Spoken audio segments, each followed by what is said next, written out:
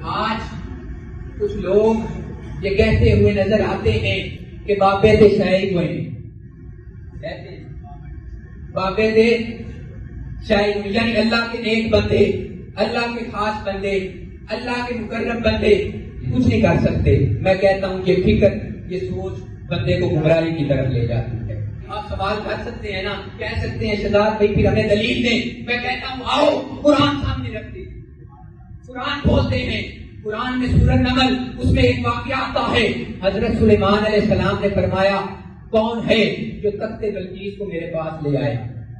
کون ہے جو تخت بلقیس کو میرے پاس لے آئے؟ تو ایک جن اٹھا، اس نے کہا میں آپ کی محفل ختم ہونے تک لا سکتا ہوں۔ آپ نے کہا نہیں نہیں مجھے جلدی چاہیے۔ تو آپ کا ایک غلام اٹھا، آپ کا ایک نوکر اٹھا، آپ کا ایک خادم اٹھا، آپ کا ایک امتی اٹھا، اللہ کا ولی اٹھا، اور پنجابی کہتے ہیں بابا اٹھا۔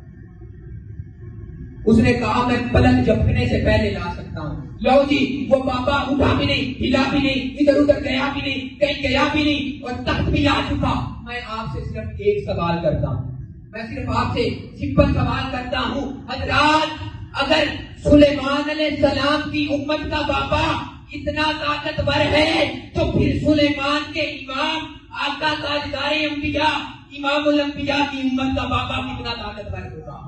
پھر امام الانبیاء کی امت کا بابا کتنا طاقتور ہوگا؟